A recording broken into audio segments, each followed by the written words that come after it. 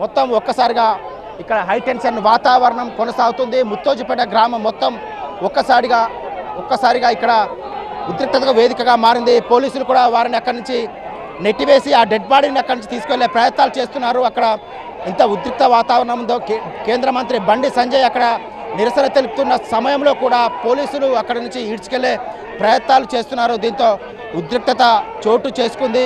బండి సంజయ్ కొంతమంది పోలీసులకు వార్నింగ్ ఇస్తున్న దృశ్యాలు మనం చూస్తున్నాం.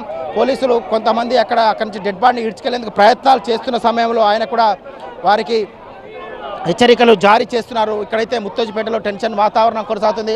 ఆర్టీసీ కార్మికులు అయితే ఒకవైపు ప్రభుత్వం చర్చలు కొనసాగుతుంది. చర్చల్లో సారాంశం ఎలా ఉన్నప్పటికీ చర్చలు సఫలమైన విఫలమైన ప్రస్తుతం శంకర్ నాయక్ ఆత్మకు శాంతి చేకూరాలంటే ఇప్పుడు ఇమ్మీడియట్గా చేయాల్సినటువంటి తక్షణ కర్తవ్యం ఇక్కడి నుండి శంకర్ గౌడ్ డెడ్ బాడీని ఇక్కడి నుండి ఖచ్చితంగా నర్సంపేట బస్టాండ్కు తీసుకువెళ్ళాలి అని డిమాండ్ చేస్తున్నారు. ఎందుకంటే 21 సంవత్సరాల పాటు ఆయన నర్సంపేట ఆర్టీసీ డిపోలోనే డ్రైవర్గా పనిచేస్తున్నారు.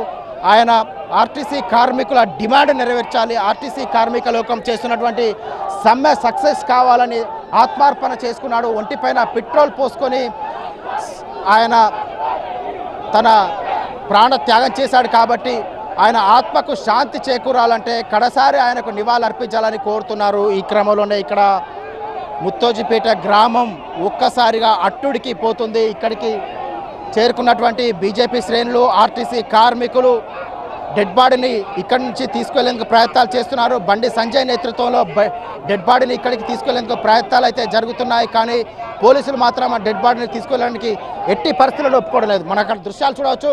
బండి సంజయ్ స్వయంగా ఆ డెడ్ బాడీతో ఉన్నారు. బండి సంజయ్ డెడ్ బాడీని తీసుకెళ్లేందుకు ప్రయత్నాలు చేస్తున్నారు. కానీ వారు మాత్రం ఒప్పుకోవడం లేదు.